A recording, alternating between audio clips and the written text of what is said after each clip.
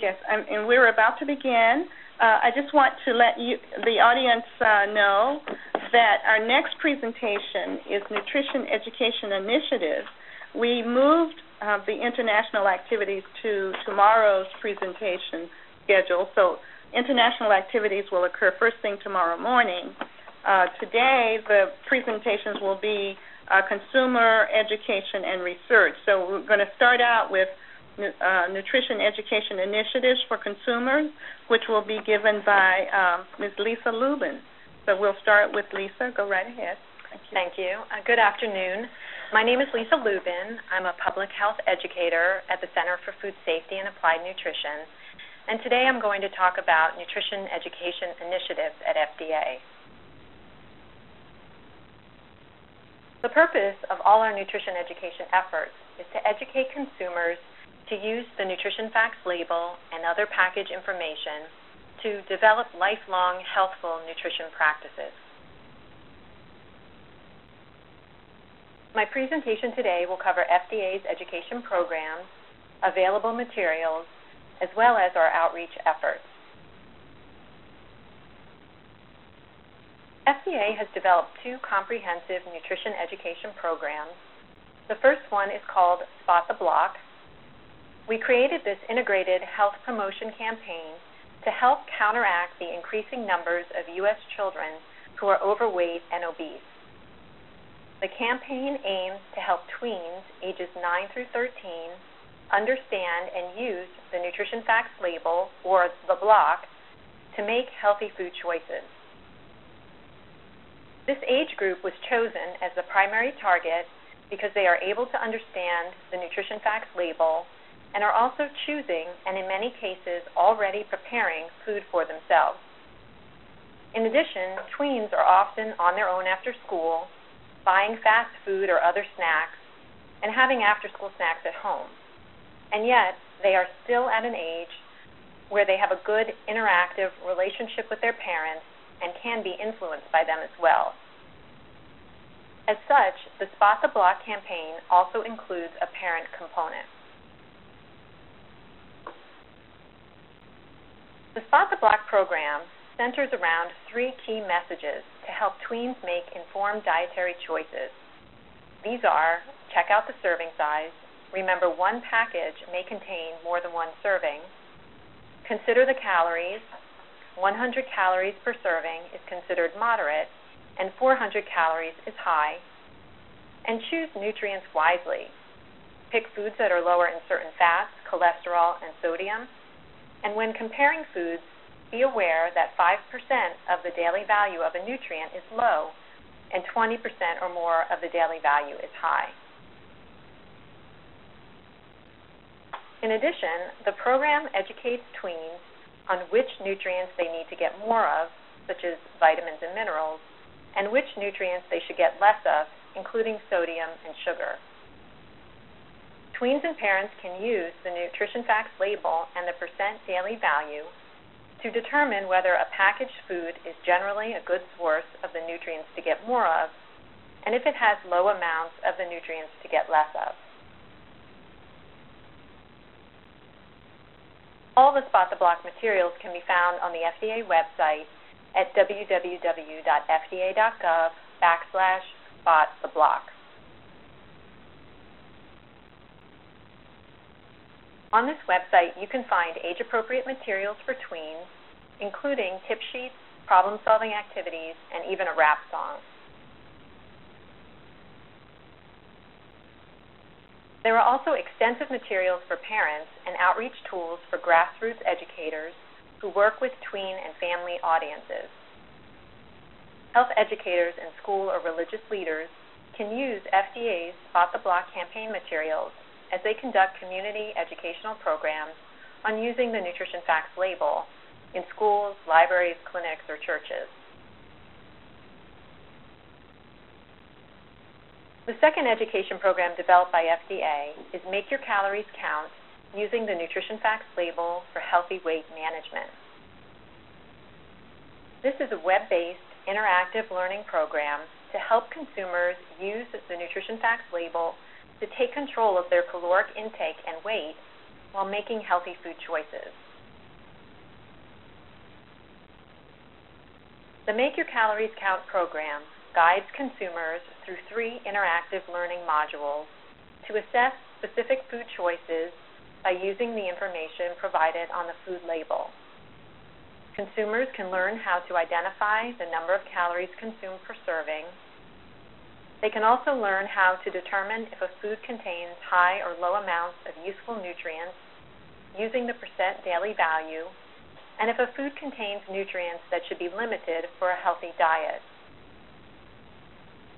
For simplicity, 2 nutrients, saturated fat and sodium, that should be limited, and 2 nutrients that need to be consumed in adequate amounts, fiber and calcium, are highlighted in the program, although other nutrients and ingredients mentioned in the Dietary Guidelines for Americans are also discussed. By using this program, consumers can develop skills to evaluate their options to make better food choices. As I mentioned, Make Your Calories Count is an online interactive learning program. It features Label Man, an animated character who introduces different exercises to help consumers explore the relationship between serving size and calories and certain nutrients to limit and get more of.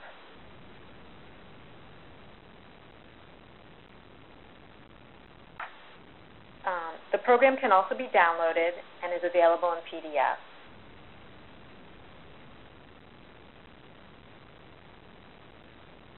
An example of one of the exercises is this test to see which of the 4 breakfast products has the highest number of calories per serving. There are 4 choices: a blueberry toaster pastry, a mixed berry cereal bar, instant oatmeal with apple, and D, a large oat bran muffin. I'm sure you all can guess the answer. It's D, the large oat bran muffin, with 310 calories per serving. And if you scroll over the products on the website, you can also see the nutrition facts label for each one.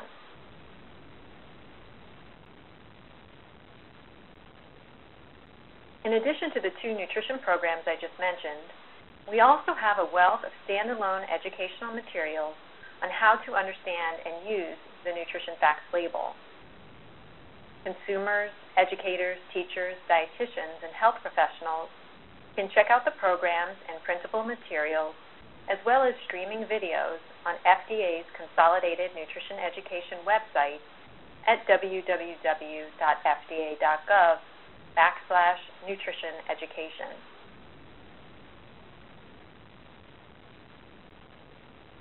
While this webinar is focused on nutrition, I also wanted to direct you to another FDA website, the Education Resource Library, which provides printable and downloadable brochures, fact sheets, and videos on nutrition, as well as food safety and cosmetics topics.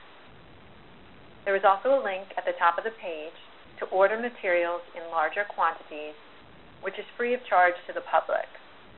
The URL for the library is www.fda.gov/education resource library. And finally, in September 2011, we launched the first News for Educators email newsletter. This is a bi-monthly newsletter designed for educators, teachers, and health professionals, highlighting topical and timely information they can use when working with consumers and constituents in their community.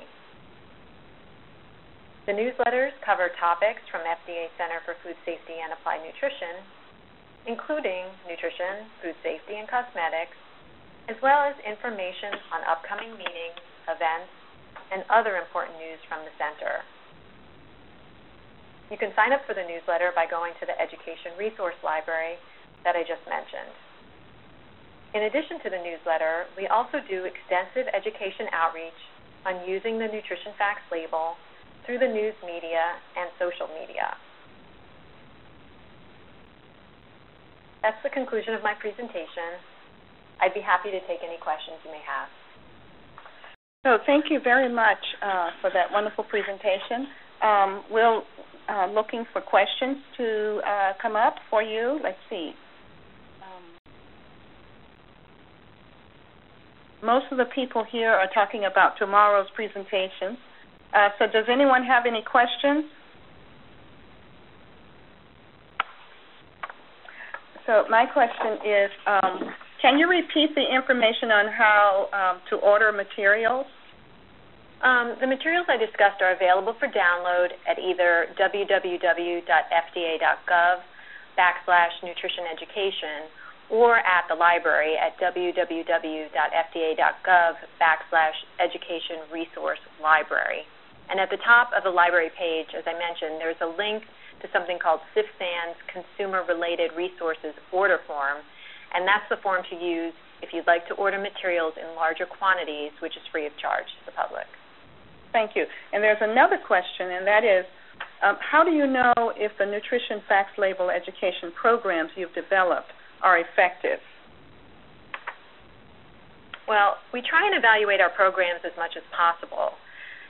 In the development stage, we consult with scientific experts to ensure that our programs meet scientific criteria.